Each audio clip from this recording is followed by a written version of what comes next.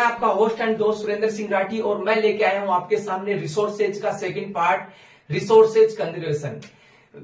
हमने first part में resources की डेफिनेशन, उसके टाइप्स की बातें की हैं। अब अपन बात करते हैं रिसोर्सेज कंजर्वेशन। एक बार अपन उसको रिकॉल कर लेते हैं। रिसोर्सेज कंजर्वेशन की definition, everything is the available which can be use and satisfy our needs. उनको अपन क्या बोलेंगे? रिसोर्सेज। वो हमने अच्छे से समझा था। अब अपन इस वाले पार्ट में अपन बात करते हैं रिसोर्सेज कंजर्वेशन। देखो, रिसोर्सेज कंजर्वेशन का मीन्स समझो एक बार, संरक्षण करना। इसका हिंदी मीन्स क्या होगा? संरक्षण करना, किसी भी चीज को प्रोटेक्ट करना।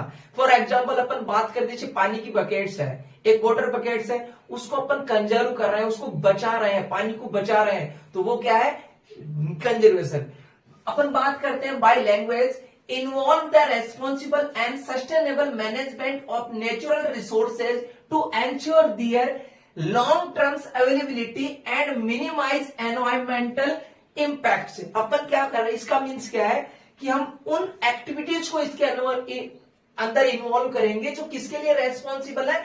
सस्टेनेबल मैनेजमेंट के लिए। अब सस्टेनेबल मैनेजमेंट का मीन्स होता है एक सुव्यवस्थित तरीके से अपन किसी भी रिसोर्सेज को यूज करें, तो उस टाइम में अपन उसको सुव्यवस्थित तरीके से उसको यूज करें।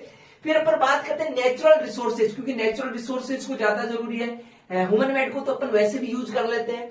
To ensure their long terms availability, वो हम एंश्योर करें कि वो जो रिसोर्सेज, वो नेचुरल रिसोर्सेज है, उसकी एक लॉन्ग टर्म का मीन्स होता है एक लंबे टाइम तक वो उसको अवेलेबल हो सके, हम उसको यूज कर सके, हमारी जो फ्यूचर जनरेशन है उसको यूज कर सके।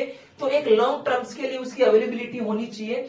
और उसके साथ में एंड मिनिमाइज एनवायरमेंटल इम्पैक्ट, और उसके साथ में उस रिसोर्सेज को यूज करें तो उसका इम्पैक्ट, उसका जो दुष्प्रभाव जो एनवायरमेंट के ऊपर पड़ता है वो क्या पड़े? मिनिमाइज हो, बहुत ही कम हो, रेयर हो।